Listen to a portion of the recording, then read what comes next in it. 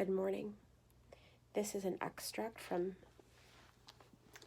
A Bird in the Tree by Elizabeth Goudge. The context is a woman, a mother who has lost her son in the Great War. It's World War I. My great-grandmother lost her son in World War II. And in reading this passage, I have a sense of my great-grandmother's pain and sorrow, and of the glory that shall follow, because that's what this passage is about. I'd like to share it with you.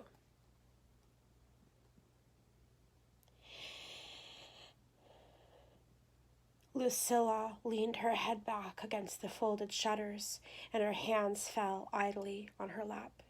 She was worn out by sleepless nights, by traveling and arguing and desolation, her eyelids deeply shadowed by the grief that had found no relief in tears, quivered a little, as though resisting the fingers of the sun laid gently upon them. And then they yielded, and she was asleep. As she slept, she dreamt one of those astonishingly vivid dreams that make the dreamer feel that his soul has actually left his body and gone voyaging. She was walking through a forest in a strange country. About her, the great trees soared upwards, stretching their branches against the sky like arms held up in adoration. They were like living creatures, those trees, and so were the myriad flowers that grew about her feet. In their color and scent, they were as an army that praised God. The ground was singing bright with them. They were caroling birds in the trees who did not fly away when she came near them. And the little brown furry beasts in the undergrowth who had never known the meaning of fear. There was water not far away. She could hear the murmur of it and see the cam blue of it shining through the trees. And yet, behind this music, there is a deep quiet. Though she moved outwards, yet she was resting. The music and the silence, the movement and the rest seemed coexistent together. She felt happy with a quite indescribable happiness, which was yet best described by the word cleanliness. In body, mind, and spirit, she felt clean, with her thoughts unmuddied and her body a perfect instrument of the spirit within her that she could feel was as a polished mirror to reflect and transmit the light around her. That light, too, was indescribable.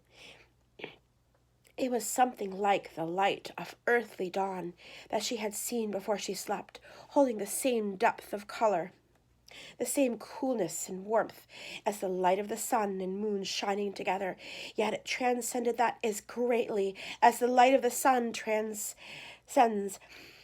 the flicker of a candle. The music that was all around her, lovely yet diffuse as light, seemed to gather itself into one single phrase, as when the voice of the solo singer soars above the harmony of orchestra and voices, and she heard the words of it. They have no need of the sun, neither of the moon to shine in it, for the Lord God giveth them light. That's from the Revelations 21. And she laughed out of her joy, for she knew where she was.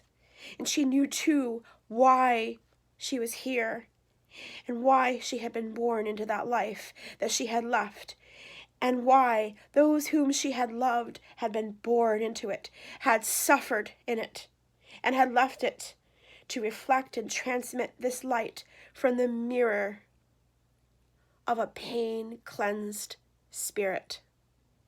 "Who sang to me?" she asked, and there was a flutter of wings above her. A small bluebird was with her, not flinging her snatches of song as she passed, like the birds in the trees, but accompanying her all the way that she went with his music and the flutter of his wings. She could not hear the words of his song now, but she had heard them. He had been with her all the time, she was sure. But just at first she had not seen him. As she became more familiar with this country, she knew that as she went on, the boundaries of it would widen. It was the glorified beauty of the familiar and habitable earth that she saw now, the trees and flowers and creatures that made up the sweetness of it. But soon she would see more.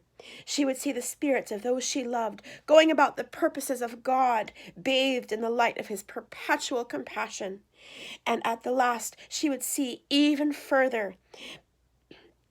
But of that she dared not think, yet thinking of it, she began to run effortlessly, almost as though she were winged, and the bird, tossing like a blue flame in the air above her, sang and sang and sang. And then she saw nothing but the darkness of her closed eyelids, and knew with a sickening sense of frustration that she was awake. But the bird was still singing. The liquid cascades of his song fell in showers about her. For a long time she listened. Then she opened her eyes and saw him singing in the ilex tree, but he was only a blackbird after all. For just a moment the blueness of the morning had been reflected in his shining feathers as it had been reflected in the pools and the polished leaves in the lane. Yet how happy she was! One part of her mind was telling her that her dream was just a mix-up of the dawn and the flowers in the garden and the singing blackbird, but another part of her was saying that one world interpenetrates another. We live in them both, but of the greater we know now only that which the lesser tells us of it. And the language of the lesser is the language of dreams and birdsong, sunshine, and the kindness of men. Dr. Peterson talks often about paradise as a walled garden, and that's an earthly paradise. Because in the earthly paradise, there are still enemies who wish to get into paradise and destroy it, who must be kept out. Lucilla's dream was about a heavenly paradise, a paradise where there's no more need for walls to bar out evil, because evil had been cast out of heavenly paradise forever.